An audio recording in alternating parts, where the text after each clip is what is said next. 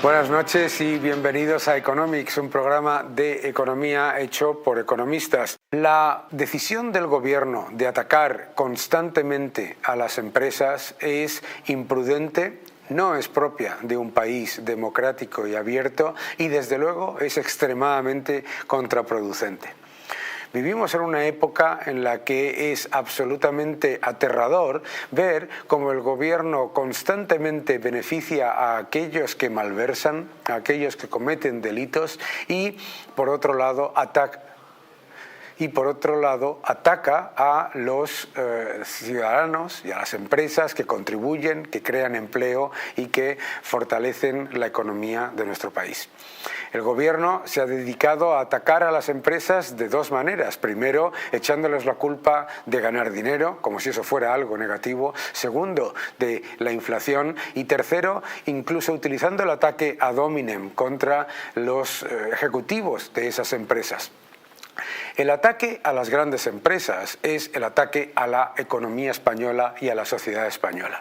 Este gobierno debería estar preocupado por el hecho de que la inversión extranjera está todavía en España un 44,8% por debajo de los niveles del año 2018, que tenemos 69.000 empresas menos cotizando que antes de la pandemia, que los datos de empleo reflejan la realidad de que hay más de 400.000 personas más en el paro de lo que reflejan los datos oficiales, como ha tenido que reconocer el propio gobierno. Y lo que debería hacer el gobierno es trabajar para que las empresas viniesen a nuestro país y pudiesen llevar a cabo su proyecto sin ser atacadas cuando ganan dinero, sin ser atacadas cuando invierten y desde luego sin ser atacadas cuando deciden irse. Ponerle barreras a las empresas para que no se vayan, entre comillas, es poner barreras a las empresas para que no vengan. Y el mensaje que está dando el gobierno a todos los ciudadanos cuando ataca de una manera tan virulenta, tan injusta y desde luego tan ideológicamente cargada como lo ha hecho contra las empresas que invierten en este país, genera la imagen de que no merece la pena invertir en España. Tengamos en cuenta varios factores. Cuando una empresa gana un concurso público, no está recibiendo una donación ni un regalo.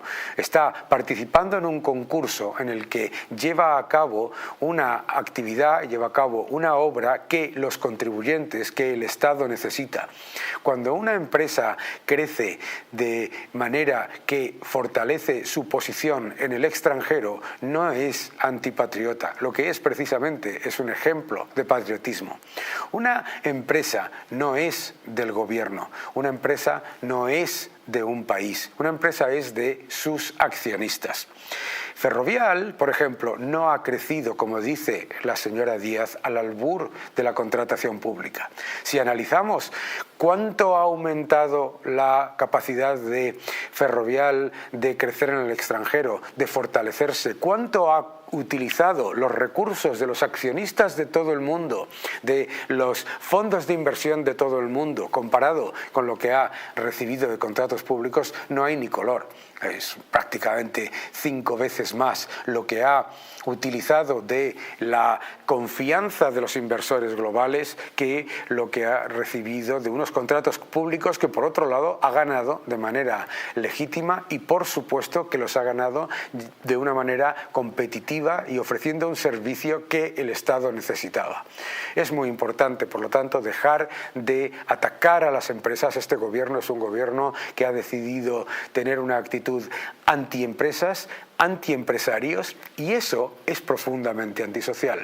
Eso es tener una actitud anticiudadanos, anticontribuyentes y, sobre todo, completa y absolutamente contraproducente de cara al medio y largo plazo.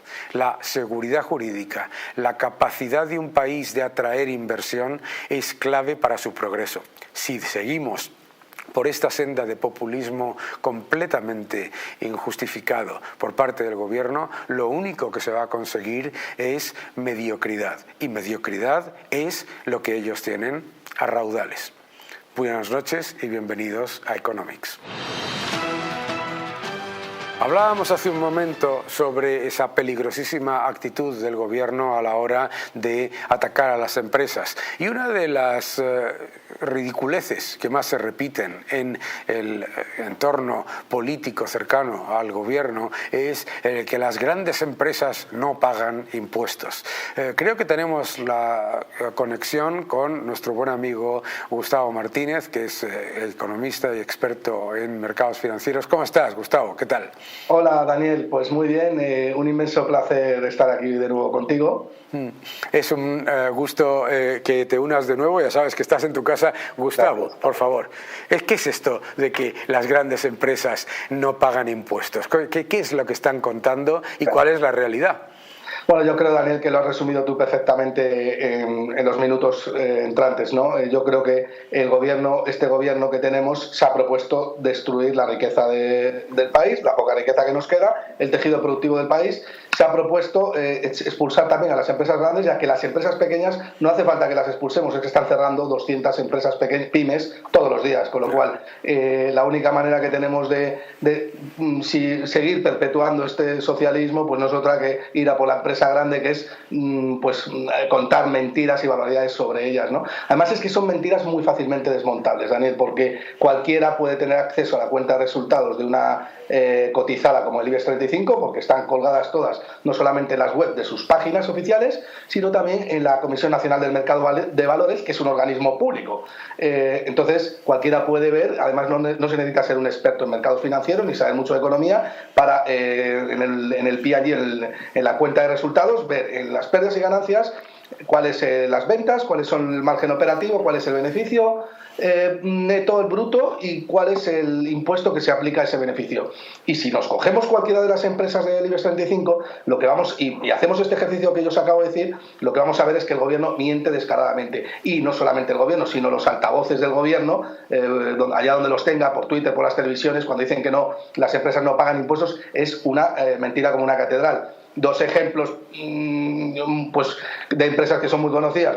Inditex en el año 2022 generó un beneficio bruto de 4.500 millones de euros. Bien, pues de esos 4.500 millones de euros, el 25%, aproximadamente 1.000 millones de euros, fueron a parar a las arcas del Estado. Un ejemplo más sonado es el de Banco Santander. Banco Santander generó 15.000 millones de euros en el año 2022. De esos 15.000 millones de euros, aproximadamente un 30%, que son lo que pagan el impuesto sobre sociedades los bancos, el 30%, unos 4.500 millones de euros fueron a parar a las arcas del Estado. Y bueno, yo creo, Daniel, que el tuit que colgaste tú el otro día con acerca del estudio que hacía PricewaterhouseCoopers era muy revelador, ¿no?, con respecto a esto, ¿no? Es que es absolutamente aberrante, primero porque es que si España fuese un paraíso fiscal para las grandes empresas, estaría el registro mercantil completamente petado de gente intentando llegar a este país, y es lo contrario, desafortunadamente. Efectivamente, ese estudio de PricewaterhouseCoopers muestra que las empresas del IBEX 35 dedican al pago de impuestos el 41% de sus ingresos en nuestro país. ¿Cuál es el subterfugio que utiliza esta gente que intenta introducir la envidia y el odio constantemente hacia las empresas? Pues muy fácil. Primero, usan los beneficios generados en todo el mundo comparado con los impuestos que han pagado en España, en vez de los beneficios que han generado en España con respecto a lo que pagan en España. Y lo segundo, que ya es lo último, es que no utilizan la base imponible, todos cotizamos por nuestra base imponible, sino que utilizan el beneficio ordinario. Es decir, están haciendo en realidad una defensa de la doble imposición y del expolio fiscal más absoluto, porque los datos que tú acabas de comentar en agregado, solamente en impuesto de sociedades, el IBEX 35 paga aproximadamente un 23% de sus beneficios. Pero, ojo, eso solamente el impuesto sobre sociedades. Como decía, en todos los impuestos que pagan en nuestro país, el 41% de sus ingresos. Piensen ustedes por un momento, si ustedes tuviesen que pagar de sus ingresos el 41% de lo que ganan en los impuestos de vengados. Es absolutamente, bueno, pues un problema enorme. Pero otra cosa tú has dicho que a mí me tiene realmente preocupado y que debería ser titulares diarios. En España se han perdido más de 60.000 empresas desde el principio de la pandemia, 10.000 en el último mes y, como decías tú, 200 al día. Es que las pymes están siendo ahogadas por la política fiscal. Claro, claro, y además es que las pymes son, pues tienen menos sensibilidad para trasladar la inflación al precio final. Pues la curva de costes es menos sensible, obviamente, que la de una gran empresa que tiene una cuota de mercado muy grande y que tiene más facilidad, ¿no? El gran beneficiado de la inflación es el Estado, ¿no? Que es el que más ha recaudado y además el que más deuda tiene, con lo cual gana por partida doble, por lo que ingreso y por lo que dejo de pagar en términos reales mi deuda. Pero es que, Daniel, no quiero que se me escape un dato. Decíamos antes, la agencia tributaria, del total de impuestos que recauda la agencia tributaria, el 11% corresponde a las empresas del IBEX 35.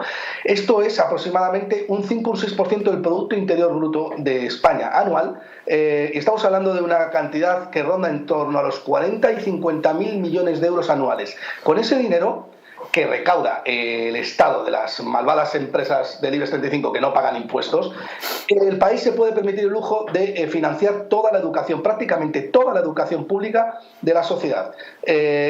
O, mejor dicho, el 70 o aproximadamente 65% de la sanidad, porque viene a ser unos 88.000 millones de euros anuales. Con lo cual, ¿de qué estamos hablando? O sea, claro, estás atacando a una de las principales fuentes de financiación de tu propio caldo de cultivo, que es el socialismo, que lo que quieres son servicios públicos y encima los estás echando. O sea, es un gobierno, vamos, yo creo que ni en la mente más maquiavélica cabe que de esta manera, bueno, puedas morder la mano de quien te da de comer de esta manera, ¿no? Con lo cual, bueno, no sé si nos dan ganas de llorar o lo que sea, pero al menos denunciarlo, ¿no? Públicamente.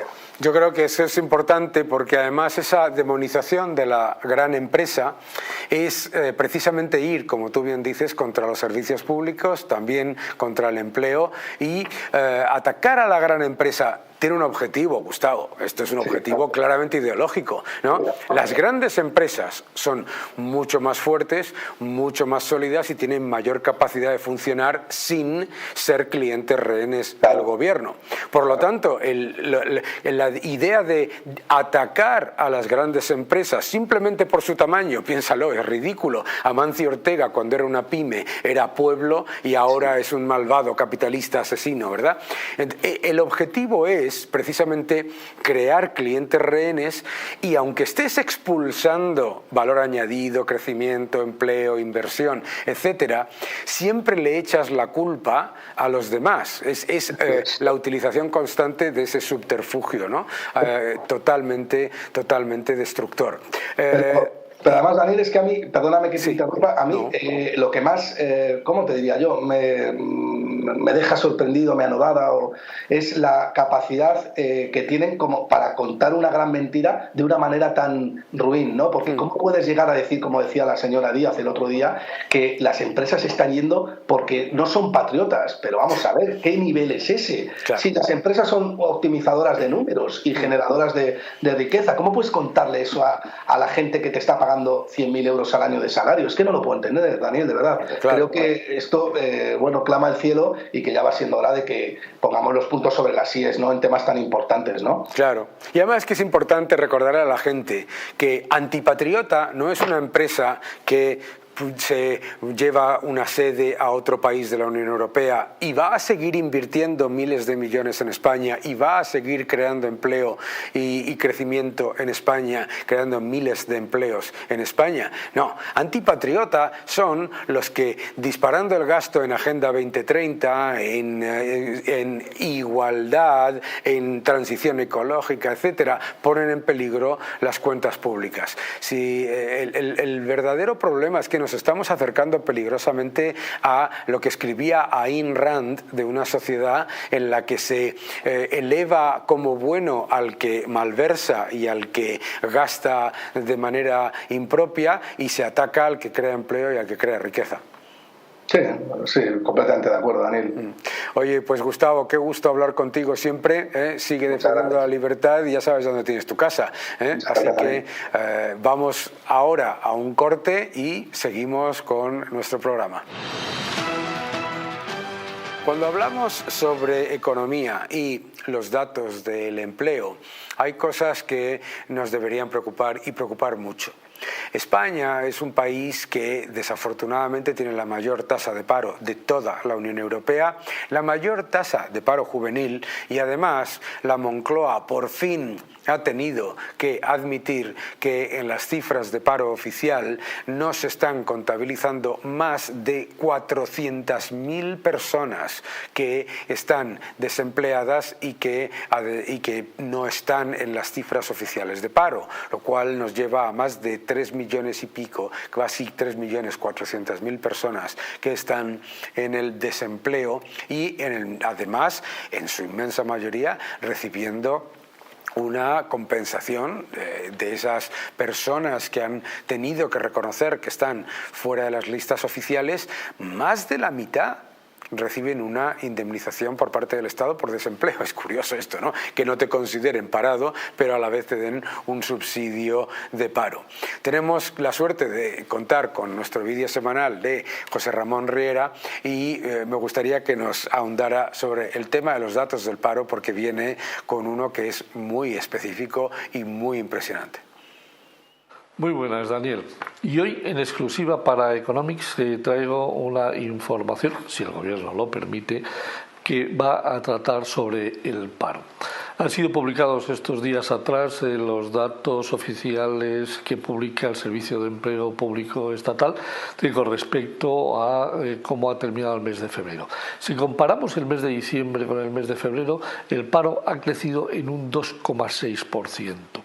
Ahora bien, ese 2,6% no tiene nada que ver cuando lo distribuimos entre hombres y mujeres. El paro ha crecido un 1,7%, que equivale a 19.000 personas más paradas en el colectivo de los hombres, contra un 3,2%, casi el doble, en el colectivo de las mujeres, en donde ha ascendido el número de paradas en 54.000 personas. Como ves, las mujeres que han entrado en el paro se han multiplicado por 2,8 veces el número de hombres que han entrado en esa situación. Este no es el único dato importante y significativo de lo que está ocurriendo en este país. En este país, además, el paro juvenil se ha incrementado en este mismo periodo de tiempo en un 10%. Es decir, los dos colectivos más afectados en nuestra sociedad en el tema del paro son las mujeres y son los jóvenes. Hemos oído alguna noticia, algún comentario, algo dicho por la ministra de Economía o por la ministra de Trabajo con respecto a estos temas, calladas como mudas. La verdad es que es tremendamente preocupante que quienes de verdad estén en estos momentos pagando la crisis sean los dos colectivos más afectados, el de las mujeres y el de los jóvenes. Y esto, el responsable de ello, el que se lo ha permitido, es ni más ni menos que Pedro Sánchez y su gobierno. Creo que con esto nos podemos despedir con no una buena noticia, sino por desgracia no demasiado buena, pero esperemos que pronto en las próximas elecciones municipales y autonómicas esto cambie. Un saludo y hasta el próximo martes.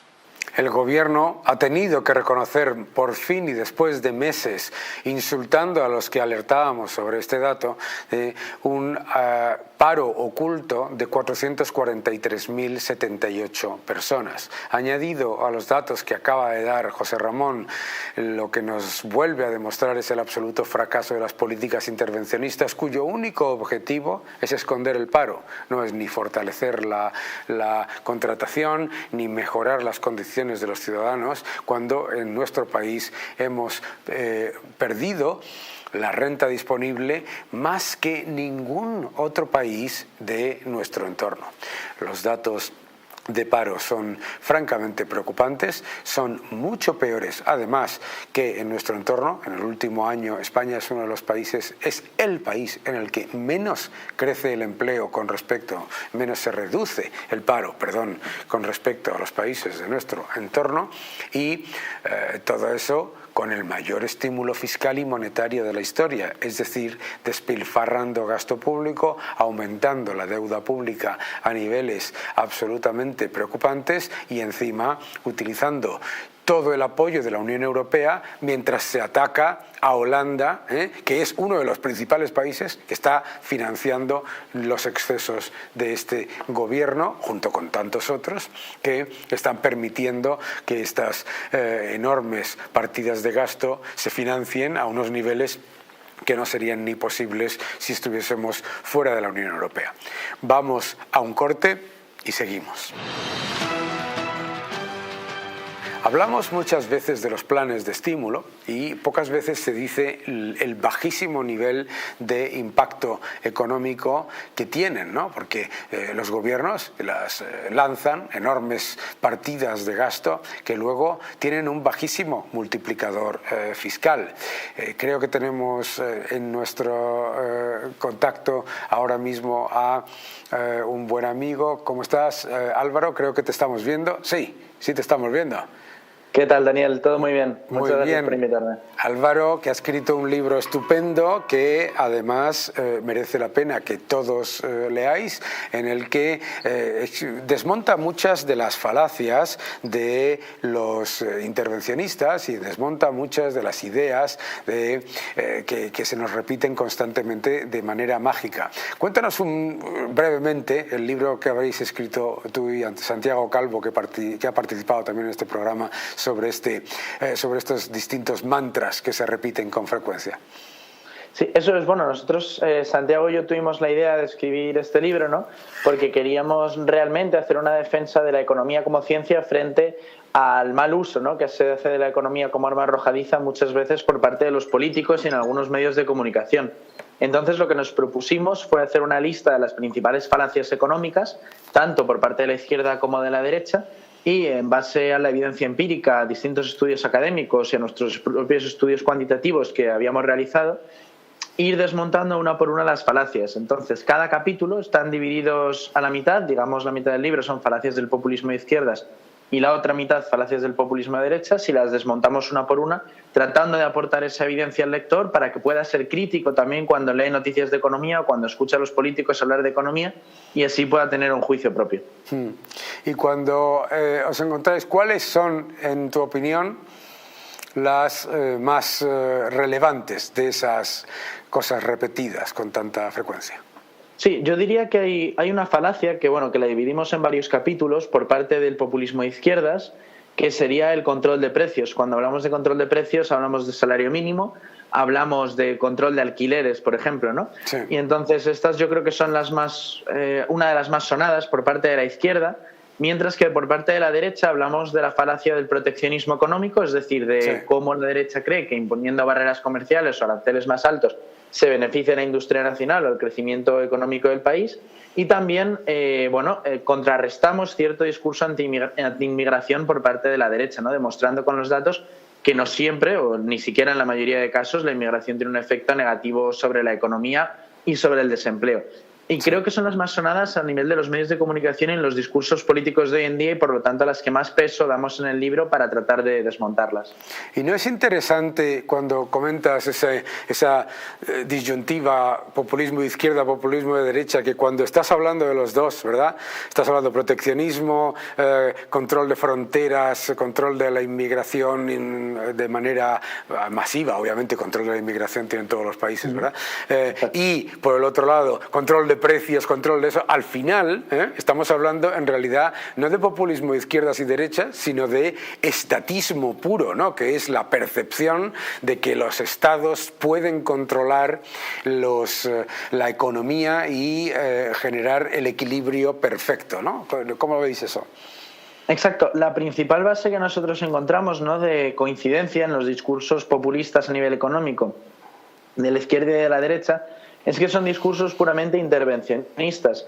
Al final se achaca al libre mercado, a la libre empresa o al funcionamiento dinámico de la economía, lo que realmente son problemas que muchas veces se generan por creer que la intervención del Estado puede llevar a una solución.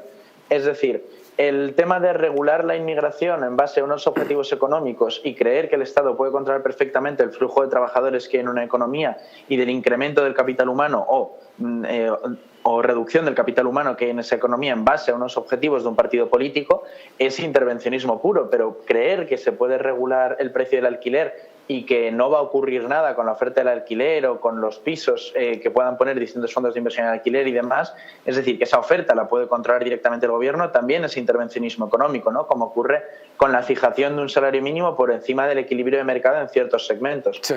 Entonces, encontramos que al final la principal discrepancia está más que en el hecho de creer por parte de los populistas de ambos lados que el Estado lo puede solucionar en la base ideológica. Cada uno está defendiendo un extremo ideológico distinto, pero siempre con el mismo medio, que es utilizar al Estado en el beneficio económico, en el interés económico del partido político de turno. Sí, yo creo que probablemente lo que ha ocurrido en los últimos años es que fíjate que muchas de esas cosas que has comentado de izquierda o de derecha antes eran al revés, ¿no? Depende de los países incluso, ¿verdad? Yo creo que lo que estamos viviendo es esa idea de que el estatismo lo soluciona todo, que el Estado lo soluciona todo, y es curioso, ¿no?, que en un mundo en el que en todos los países o en casi todos los países los ciudadanos piensan, y con razón, que los gobernantes, los políticos no están haciendo las cosas bien y gestionan mal, piensen que lo van a hacer bien si gestionan todo. Muchísimas gracias, Álvaro, qué gusto hablar contigo. Todos podéis comprar vuestro libro en Ediciones Deusto, si no me equivoco, ¿es? Eso es. Sí, en Ediciones Deusto salió en noviembre y se titula Que no te engañen. Eso es, y se titula Que no te engañen. Y merece la pena, como siempre, pues echarle un vistazo, leerlo y ya sabes dónde tienes tu casa. Un fuerte abrazo y gracias por unirte al programa. Muchísimas gracias, Daniel. Un fuerte abrazo. Nosotros nos vamos a unos segundos de publicidad. No se pierdan estos anuncios esenciales y a la vuelta vamos a hablar de energía, vamos a hablar de energía nuclear, vamos a hablar de cosas muy interesantes. No os lo perdáis. Imprimir dinero ha sido la causa fundamental de la elevadísima inflación que estamos sufriendo. En este estudio que ha formulado y que ha publicado el Bank of International Settlements, de los profesores Claudio Borio y sus compañeros, lo que muestra es la elevadísima correlación que ha habido en los países que tenían un bajo nivel de inflación, cuando aumentaron masivamente la cantidad de dinero en el año 2020 y eso es lo que ha sido causa directa de los niveles de inflación que tenemos ahora. La inflación es siempre un efecto monetario, más cantidad de dinero yendo a activos relativamente escasos, lo que llaman inflación de costes, inflación de materias primas, inflación de demanda, inflación de oferta. En realidad no es nada más que más cantidad de dinero yendo a activos relativamente escasos. Este informe del Bank of International Settlements lo demuestra de nuevo, como si hiciera falta, pero es que hace falta porque el ataque constante por parte de los intervencionistas intentando justificar que la inflación es causada por cualquier cosa, excepto la única que puede hacer que todos los precios aumenten a la vez, al unísono, que es imprimir dinero, continúa. Y recordemos, puede subir un precio, pueden subir los precios unitarios, pero los precios agregados a la vez solamente pueden subir si se aumenta masivamente la cantidad de dinero, es decir, si se destruye el poder adquisitivo de la moneda. Vamos al siguiente gráfico.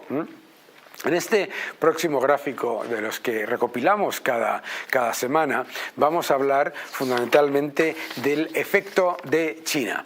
China lo estamos monitorizando desde hace varios programas. China ha anunciado una proyección, unas expectativas de crecimiento del 5% aproximado. Ojo, muy por debajo de los niveles que se esperaban por parte del consenso y significativamente por debajo de los niveles previos de los últimos años. Importante porque el gobierno chino claramente está potenciando un crecimiento más sostenible y no va a implementar enormes planes de estímulo, de gasto innecesario, etc. Y esto es positivo para todo el mundo. Ojo, porque ese efecto de un cambio de modelo a más consumo y menos gasto en construir cosas es francamente positivo.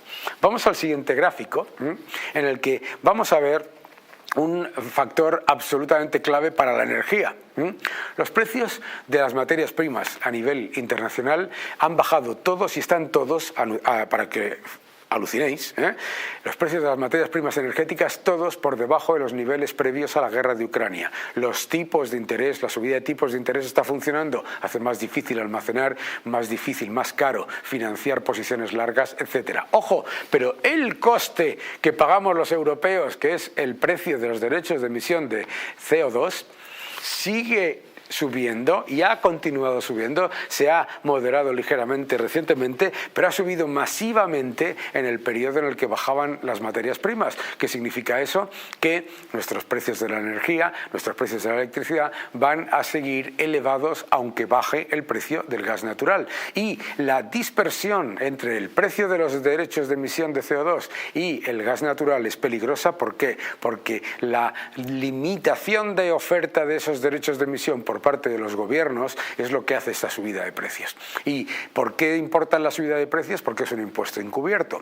Los gobiernos de la Unión Europea van a recaudar más de 20.000 millones de euros en el año 2023 por la venta de estos derechos de emisión, y eso hace que paguemos bastante más por la electricidad y sobre todo que hasta paguemos dos veces. Y para hablar de energía, ¿quién mejor que Manuel Fernández Ordóñez? ¿Cómo estás? Muy bien. ¿Qué tal? Un placer estar aquí contigo. Qué gusto que hayas venido a unirte a nuestra última media hora en la que vamos a hablar de su libro, porque esto es, a mí me gusta hablar de los libros.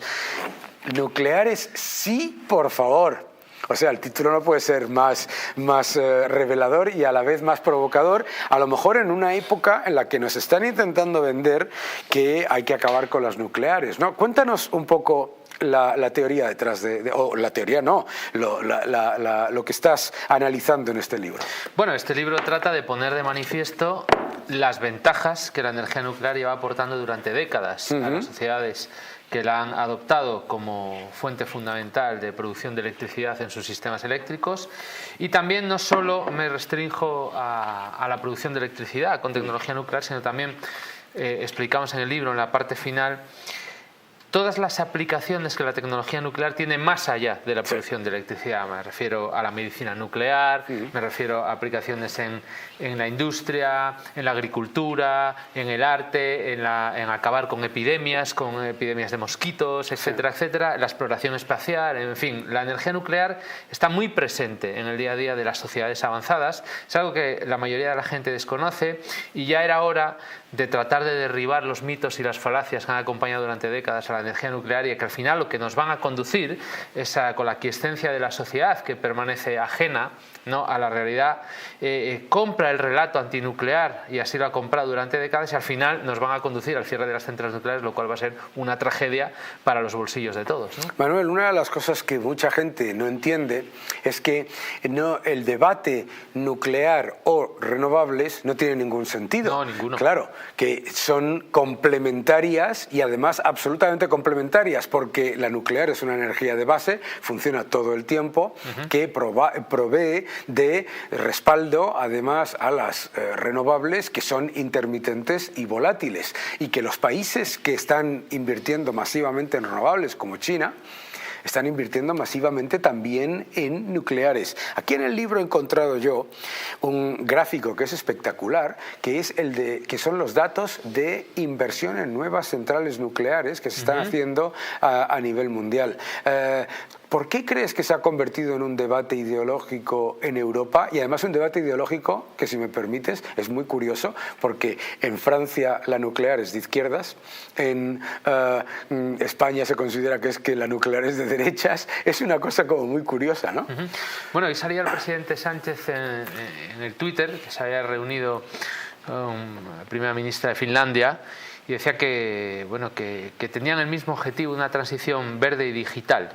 Yo no sé si nuestro presidente sabe que el gobierno finlandés apuesta firmemente por la energía nuclear. Pero no solo que el gobierno finlandés apuesta por la energía nuclear, es que el Partido Verde finlandés es un partido pronuclear que ha defendido la energía nuclear, ha postulado la extensión de vida de las centrales nucleares en Finlandia y la construcción de nuevas centrales, y ha defendido la energía nuclear en Europa, en la Unión Europea. Por tanto, la energía nuclear no tiene colores políticos. En España pretendemos asignarlo a cierto color político para seguir construyendo el relato, pero la energía no es de izquierdas ni de derechas. La energía trata del bienestar de la sociedad y todo el mundo quiere vivir mejor, y la energía nuclear nos ayuda a vivir mejor. Claro, y además nos ayuda en ese proceso de descarbonización. Por supuesto. Porque claro, si lo que queremos es un objetivo de descarbonización, tenemos que entender que mientras las renovables sean intermitentes y volátiles, funcionan alrededor del 20-23% del tiempo, y necesitemos energías de respaldo, la nuclear y la hidráulica, hablabas de Finlandia, pero todos los países nórdicos, el Nord Pool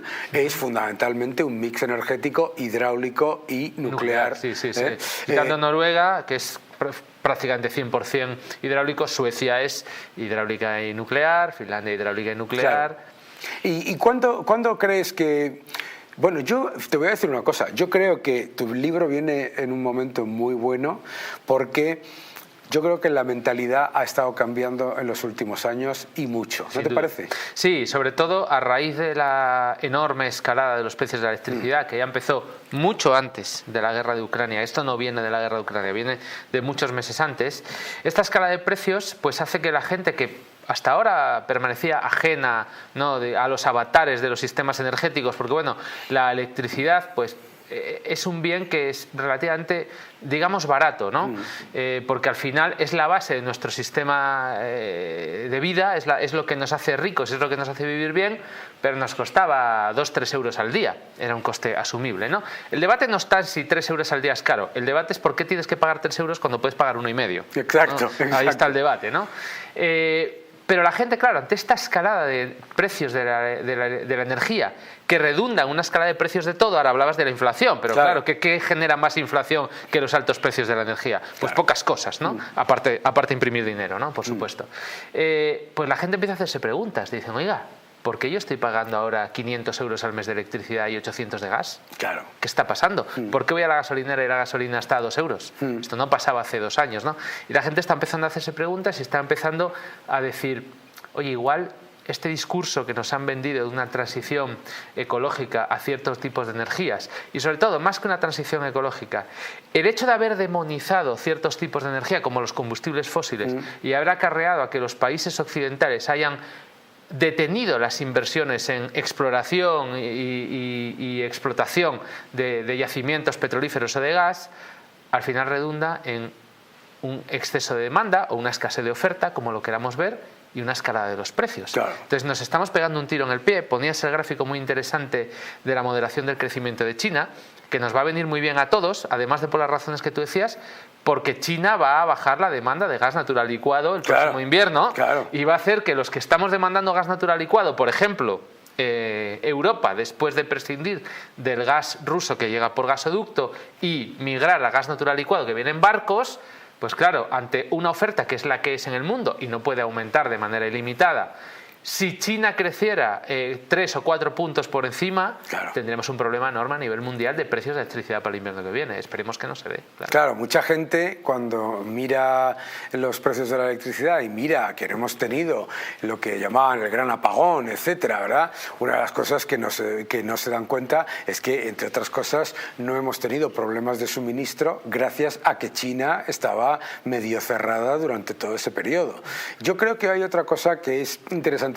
La gente no entiende que en política energética tienes que tener 2 pilares fundamentales, ¿no? Uno es la seguridad de suministro y el segundo es la competitividad. Y cómo entra un mix diversificado y suficientemente sólido para precisamente conseguir esos dos pilares. ¿Cómo juega la energía nuclear en ese puzzle? Nos falta un pilar. Tenemos 2, efectivamente un sistema energético tiene que ser fiable, es decir, tiene que asegurar el suministro, tenemos que tener electricidad las 24 horas del día y los 365 días al año. Nadie quiere llegar a su casa a encender la luz y que no haya porque le digan, no, es que hoy no te toca tener luz, ¿no? Ningún país avanzado va a aceptar eso.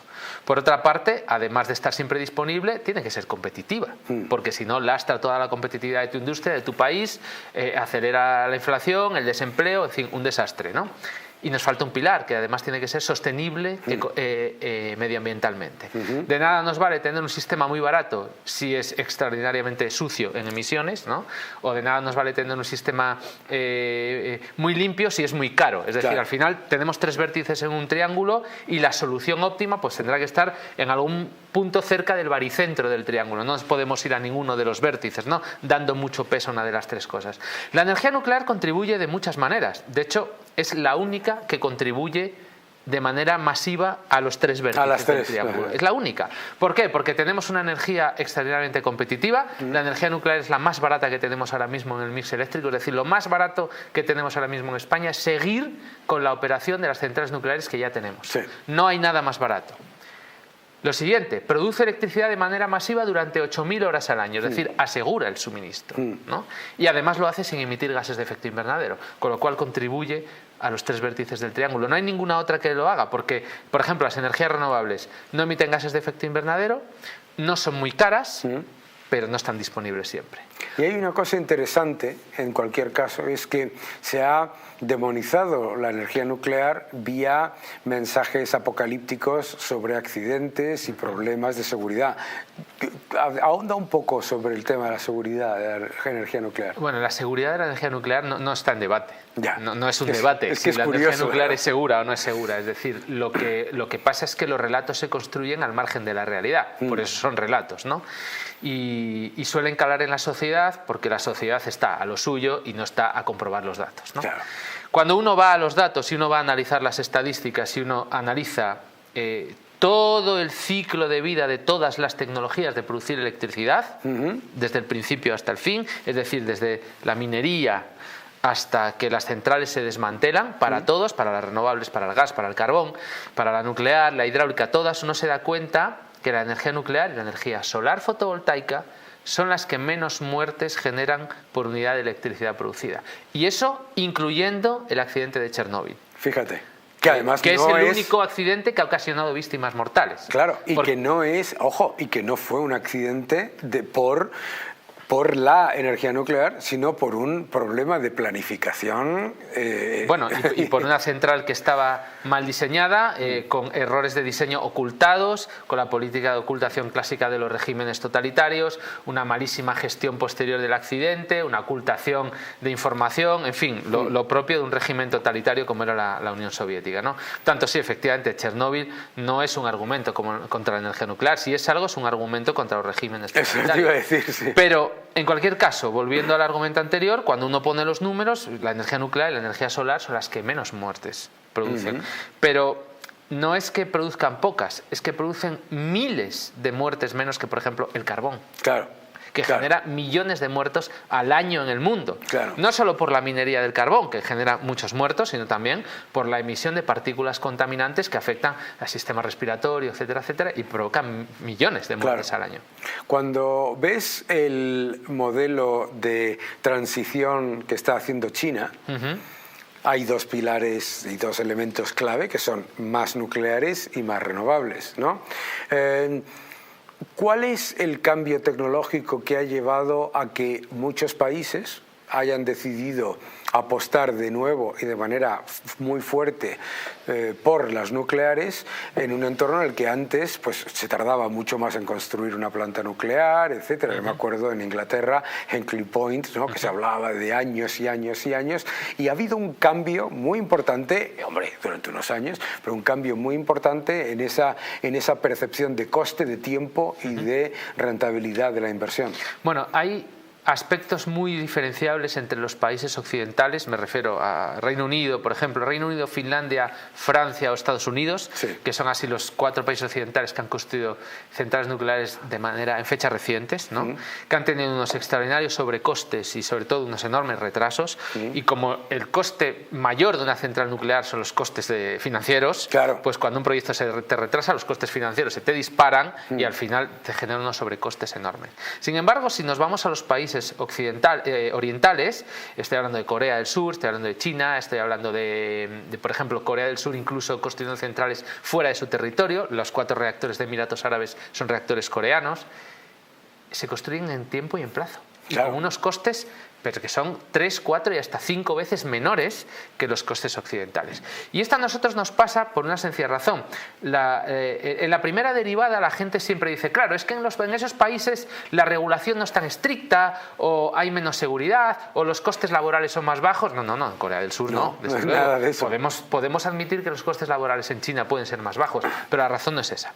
La razón fundamental es que en Occidente llevamos décadas sin construir centrales nucleares. Se nos ha olvidado. Claro. Hemos perdido la cadena de valor. No tenemos una industria engrasada para construir centrales nucleares. Por tanto, lo hicimos en el pasado. En los años 80 construíamos centrales nucleares en 4 años, 4 años y medio, 5 años.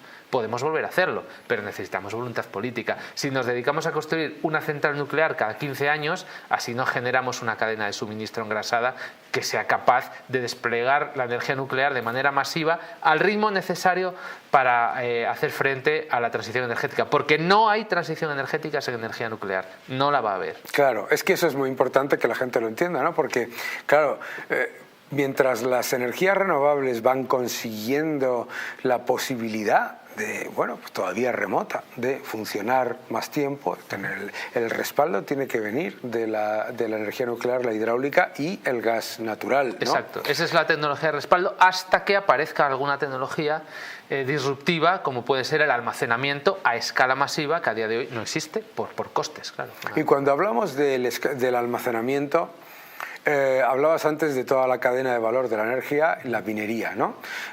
Vamos a entrar en una situación en la que pasemos de depender, entre comillas, de Rusia a depender de China, contra las tierras raras, el litio, etcétera. Bueno, es probable que en primera aproximación sí, desde luego, porque al final la tecnología pues va evolucionando, y la tecnología para evolucionar necesita ciertas materias primas, y las materias primas pues están donde están, o al menos donde se conoce que están, claro, de momento, ¿no? Efectivamente, cuando lo que movía el mundo o lo que mueve el mundo ahora es el petróleo, pues a lo mejor dentro de 100 años lo que mueve el mundo es el litio. Claro. No lo sabemos. ¿Y el litio quién lo tiene? Pues ahora lo tiene quien lo tiene, ¿no? Lo cual no quiere decir que se busque el litio y aparezca en más sitios, o sobre todo que el progreso energético y el ser humano, como decía Julian Simon, que es el último recurso porque es el que hace los recursos, pues invente otro recurso, aparezca otra tecnología disruptiva. Pero sí es cierto que las tierras raras y sobre todo esos materiales que ahora mismo se necesitan para el desarrollo de las tecnologías, estamos en unas sociedades extraordinariamente tecnologizadas, ¿no? Claro. Y esas materias primas, pues bueno, las tierras raras, el mayor productor del mundo es China. Claro.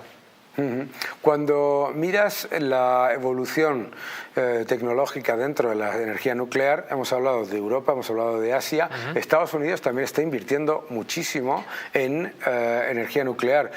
¿Tienen ellos un factor diferencial tecnológico o...? No, lo que tienen es, Estados Unidos está construyendo 2 reactores nucleares que los finalizarán pues en fechas próximas, ¿no? Pero lo que estamos ya es en la siguiente evolución tecnológica de la energía nuclear. Ahora ya no estamos en ese modelo de grandes reactores nucleares de 1.400, 1.600 megavatios de electricidad, sino vamos a un concepto de reactores modulares pequeños. Claro. Reactores mucho más pequeños que se pueden producir en serie, se pueden producir en factorías, van en módulos, se ensamblan en el sitio, con lo cual tienen muchísimos menos costes, tiempos de despliegue muchísimo más cortos, y ya en Estados Unidos se ha licenciado ya el primer reactor modular pequeño, el primer SMR, y ya se están firmando contratos para la construcción de ese tipo de reactores, ¿no? Son reactores que tienen muchísimas ventajas, no solo las económicas, sino que sirven no solo para producir electricidad, sino que tienen otra multitud de usos, por ejemplo, desalar agua en sitios donde la ausencia de agua sea un problema, fuente de calor para la industria, procesos industriales que necesitan fuentes de enorme calor que no tienen ahora mismo alternativa a los combustibles fósiles, la producción de hidrógeno, hacer de backup a las energías renovables, producir electricidad en sistemas aislados donde no hay red eléctrica. Claro. Entonces, tienen otra serie de usos, y yo creo que es una evolución tecnológica que es una realidad ya. Serán realidad esos reactores en los siguientes 8 o 10 años, se construirán unos cuantos en el mundo, ya tenemos prototipos, ¿no?, funcionando en el mundo, y eso va a ser una vuelta de tuerca tecnológica que yo creo que va a poner la energía nuclear en otro nivel. Qué interesante. Una última pregunta que me tienes que responder muy rápido porque se nos acaba el tiempo, que es, en un mix energético, hoy, tal y como estamos, para conseguir la descarbonización y esos 3 pilares, competitividad, seguridad de suministro y descarbonización, ¿no? ¿Cuál sería, digamos, el mix energético ideal para un país como España con los recursos que tiene? Bueno, yo creo que España, un mix energético ideal sería aproximadamente un 15% de hidráulica, un 20-25% de energía nuclear, que es lo que tenemos, todas las renovables que podamos y un poco de gas de respaldo para cuando no lleguemos, ¿no? Claro. Yo creo que ese es el mix que necesitamos. Tenemos que seguir invirtiendo en energías renovables. No podemos deshacernos de todo el gas que tengamos, pero desde luego lo que no debemos hacer, porque es una locura y es una estupidez, es deshacernos de la energía nuclear que tenemos, claro, que produce el 20% de nuestra electricidad y que si la quitamos la vas a sustituir por gas, o te vas a gastar 33.000 millones de euros instalando nuevas tecnologías para acabar igual que empezaste, teniendo una producción de electricidad sin emitir CO2. No, y todavía peor, te vas a seguir dependiendo todavía más del gas y del carbón, que es lo que le pasó a Alemania, que ha pasado de depender del gas masivamente a depender del gas y del carbón, y ahora para disfrazarlo un poco te diferencian entre carbón y lignito, ¿verdad? Que es lo mismo para los que nos estáis viendo, ¿vale? Muchísimas gracias, Manuel. El libro se llama Nucleares sí, por favor, no dejen de comprarlo, no dejen de leerlo, porque es muy interesante y sobre todo desmonta muchos de los mitos que nos interesa a todos, al menos recibir información independiente, y la tuya siempre es muy válida. Síganle también en Twitter, que es una cuenta esencial. Nos vemos la semana que viene y ustedes ya saben, sigan defendiendo la libertad. Muchísimas gracias.